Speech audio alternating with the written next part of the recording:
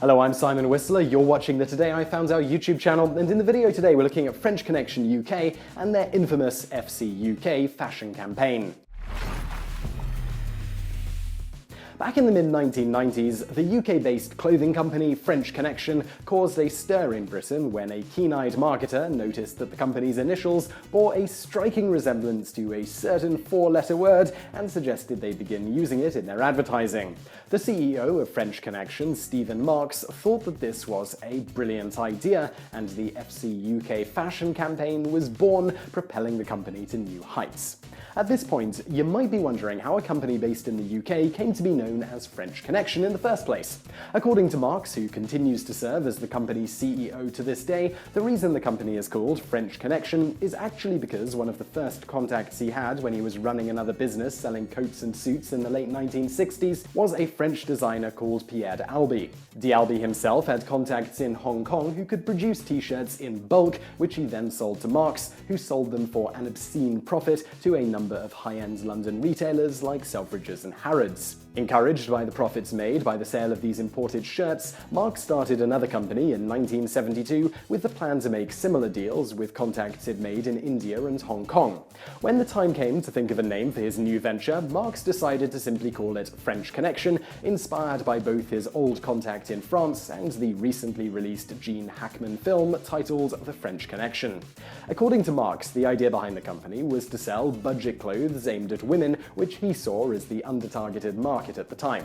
Though Marks's middle-of-the-road shirts and other clothing items saw the fledgling company's profits roughly double each year for some time, there were some teething problems. For instance, Marks later recalled in an interview the time he ordered several thousand cheesecloth shirts from a manufacturer in India for a suspiciously reasonable price, specifying that he wanted half to come with long sleeves and half to come with short sleeves. The manufacturer took this literally and ended up sending Marks thousands of shirts with one long sleeve and one short sleeve. Despite setbacks like these, profits did continue to soar, eventually allowing him to expand the brand to encompass men's clothing in 1976 with the help of a French designer, Nicole Fahy, with whom he'd worked since 1975. Fahy and Marks later became an item and had a child together, which came as a shock to Marks, who'd reportedly initially been wholly oblivious to the designer's attraction to him.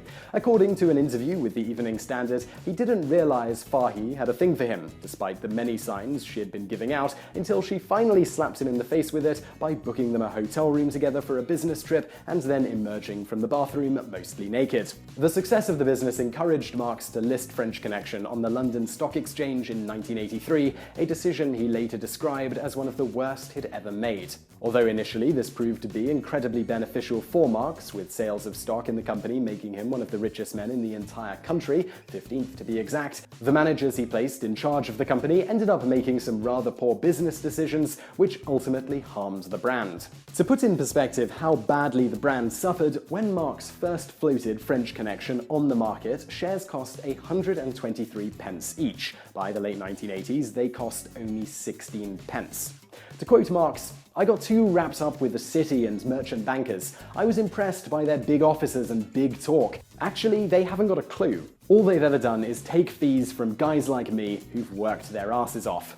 In 1991, a frustrated Marks fired all of the managers and took back charge of the company, which led to an almost immediate rise in profits. But the real money came when Marks was driving past a power plant which had the iconic and infamous Eva Herzegovina Wonderbra advert being projected onto the side of it. The sight of a giant half-naked woman with heaving cleavage caused Marks to do two things: nearly crash his car and reconsider how he was branding his company. Very quickly, Marks got in contact with the man behind the advert, Trevor Betty, and asked him to come up with a similar eye-catching advertising campaign. The story goes that while looking around the office, Betty happened upon a piece of official correspondence between the British and Hong Kong offices of the company, which featured the initials FCUK for French Connection UK and FCHK for French Connection Hong Kong.